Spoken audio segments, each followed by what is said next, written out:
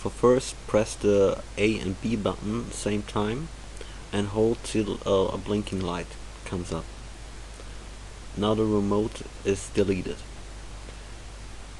Now take the new remote in the right hand and the old remote in the left hand. Keep it very close together, and now press the old button and hold it.